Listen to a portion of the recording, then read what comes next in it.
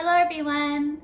Today in this video I will be talking about 5 tips for ESL teachers. I see on my page I have many people that follow me who are also teachers. So this video is for you guys. So the number one most important thing to remember is that we should always build rapport with the student. Especially a new student that you have never taught before, it is extremely important. The first few minutes of class, you should be trying to make a connection with the student. So there are a few different ways that we can do this, but one way that always works for me is that I will ask them some random personal questions in the beginning of the class. So I will ask them, what's your name? How old are you? What do you like to do? What is your favorite class? You can ask them many different kinds of getting to know you questions in the beginning. And these questions have the secondary purpose of getting to know what level that student is at. So if I ask them, what do you like to do? And they have no idea how to respond, then I know that level is quite low, that I need to speak slowly and we need to work on their responsive answering ability. Number 2, be patient. Patience is a huge deal, especially with the online classes.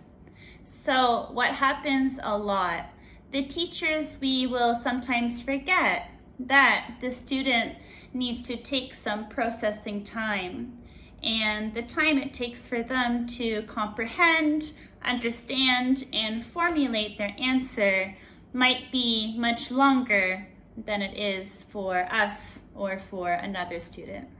It really depends on their ability to do this as quickly as possible.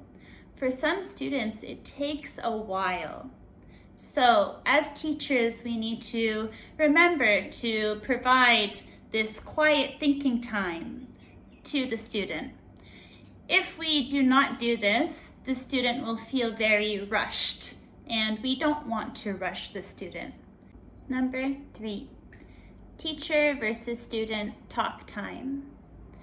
If you are teaching a class and you are the one speaking most of the time, you are doing something incorrectly, right?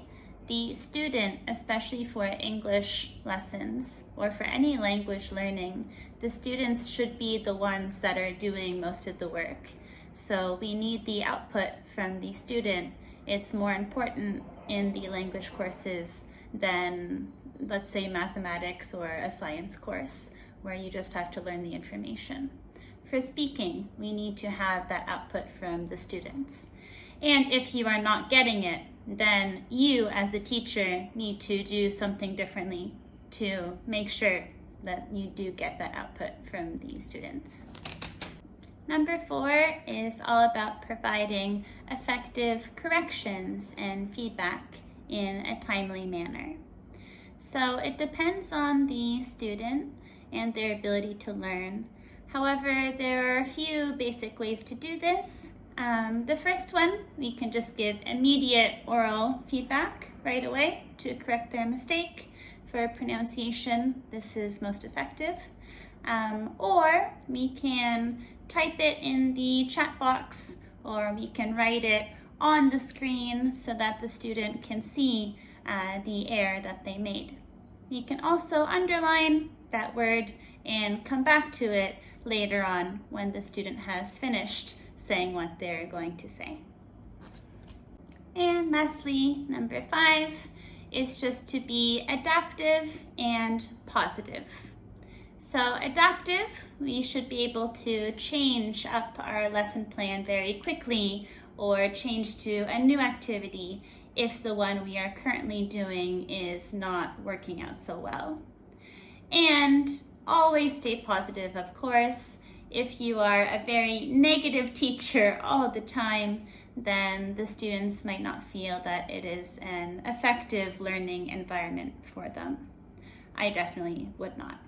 So we want to try to remain positive even if we're having a bad day or if the teaching is a bit frustrating.